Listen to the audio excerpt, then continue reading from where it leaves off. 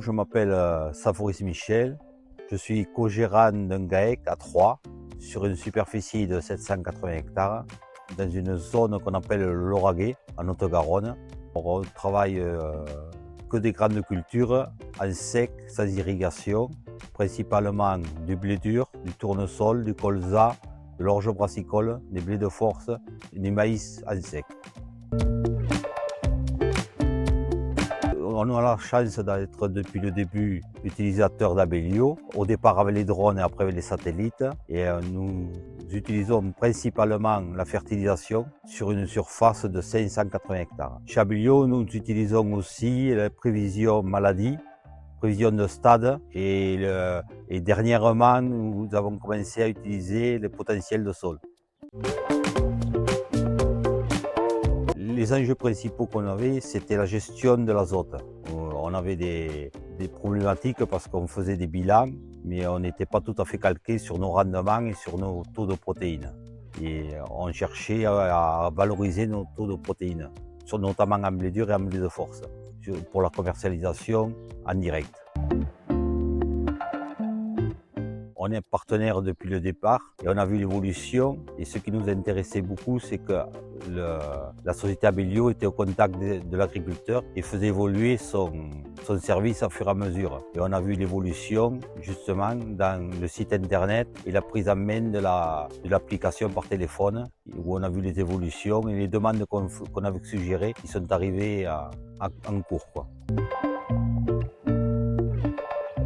Le principal avantage qu'on a constaté, c'est la gestion optimisée de l'azote. Le second avantage, c'était les prévisions de maladies, de faire des tours de plaine où on faisait avant aléatoirement et maintenant directement avec les prévisions qui sont données par Abellio. Il y a deux exemples concrets pour nous.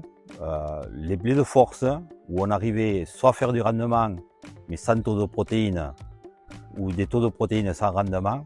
Et depuis 3 ans, on a réussi à s'optimiser et à avoir les deux conjointement, c'est-à-dire avoir toujours un taux de protéines qui est au-dessus de 15 et avec des rendements qui ne chutent pas.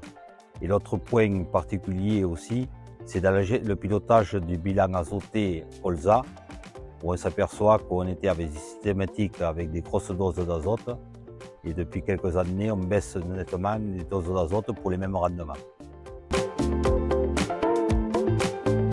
Alors, pour moi, le petit plus, c'est le petit plus de la société Abellio qui nous suit et qui prend nos remarques toujours en considération et qui adapte le produit en fonction de ce que le retour terrain.